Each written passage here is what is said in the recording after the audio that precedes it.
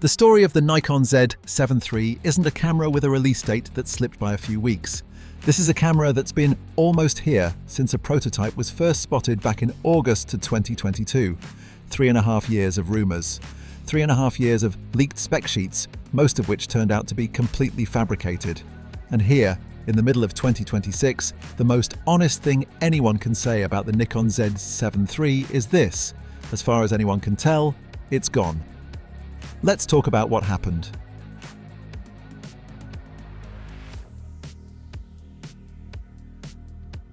Here's where this story gets genuinely strange, because the Z7 III rumour mill has produced some of the most spectacularly debunked nonsense in recent camera history.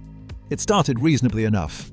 Early prototype sightings suggested a high-resolution sensor in the 60-something megapixel range, building on the Z7 II's reputation as Nikon's resolution king. That part at least made sense. The Z7 line has always existed to chase detail and dynamic range for landscape, studio and commercial shooters. But then things got weird. A widely circulated rumour claimed the Z7 III would ship with an 88 megapixel sensor. The origin of that number? A post on Chinese social media platform Weibo, where someone literally described dreaming the specifications during a nap. That's not an exaggeration. That's the actual sourcing for a rumour that spread across dozens of camera blogs as though it were credible intelligence. Then came the 67 megapixel TowerJazz sensor claim, except TowerJazz as a company name had already been rebranded to Tower Semiconductor years earlier. Anyone citing a sensor manufacturer that no longer exists under that name is, by definition, not working from real supply chain information. Nikon Rumors, one of the most consistently reliable trackers in this entire space, has had to issue repeated public statements over the years, specifically debunking circulating Z7 III specifications as fake, fabricated, or invented entirely for search engine clicks. That's an extraordinary thing to have to say about a single camera, repeatedly, across multiple years. Strip away the fabrications, and what's left is genuinely modest. Most credible analysts now expect, if the Z7 III ever materializes, something closer to a 45 megapixel partially stacked sensor architecture, similar to what the Z6 III already pioneered, paired with X-Speed 7 or possibly X-Speed 8 processing, improved autofocus tracking, dual card slots, USB-C charging, and better heat dissipation. Sensible. Modest.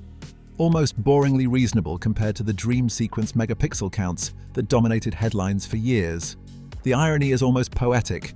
The realistic rumors were never exciting enough to go viral. The fake ones were. Challenges. So, why has this camera struggled this hard just to exist? The core challenge is internal cannibalization, and it's been the same problem since day one. The Z7 III would need to be genuinely better than the Z6 III in resolution to justify its existence. But push that resolution too high and suddenly it's competing directly with the Z8's territory, undermining a camera that's still selling well and that Nikon has zero interest in undercutting. There's also a sales reality working against it.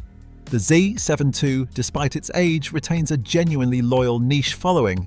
Studio photographers who've pointed out it holds a perfect DxO sensor score, rivaling even the Z8 in pure image quality terms. That's an unusual position for a 5-plus-year-old camera to be in. When your existing product still earns that kind of praise, the pressure to rush a successor naturally decreases. Then there's the processor problem.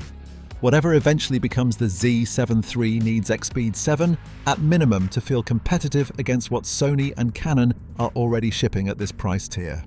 And Nikon's broader 2026 roadmap has been almost entirely consumed by two other priorities: the Z9 II and the RED-powered ZR ecosystem, leaving precious little engineering bandwidth for a camera that doesn't have an obvious, urgent reason to exist yet.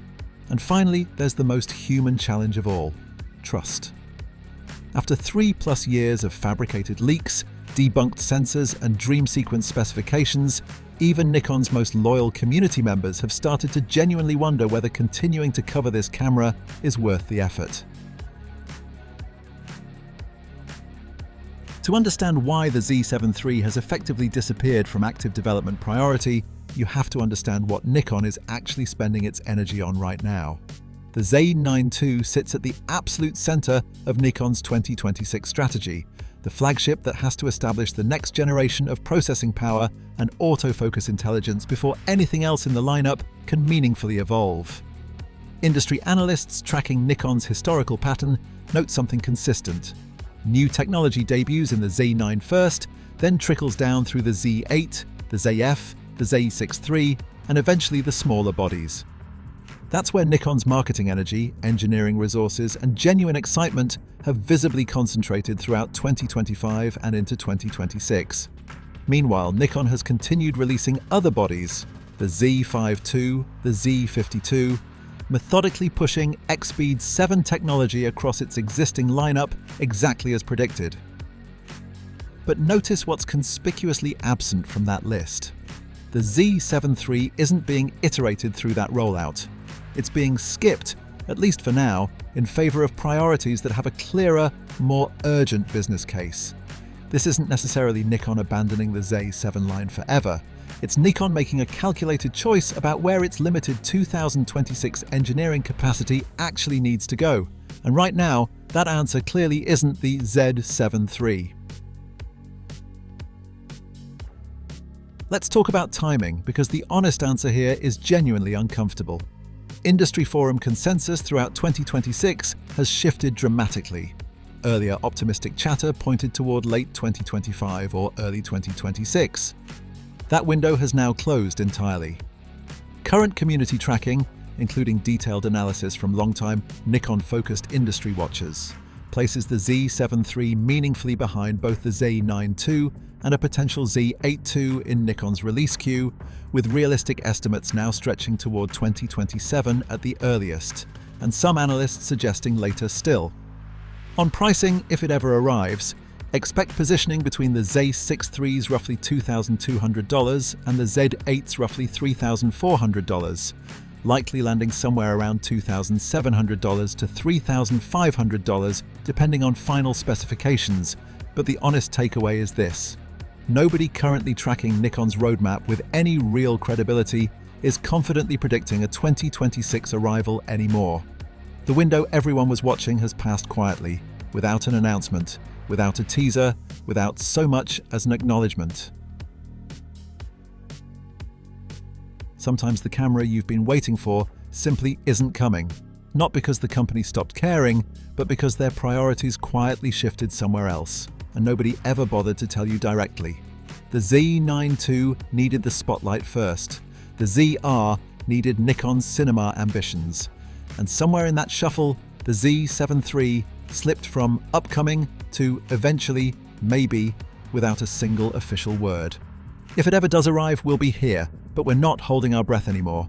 And honestly, after 3.5 years, maybe you shouldn't either. Subscribe so you're the first to know if it ever actually resurfaces. Thanks for watching.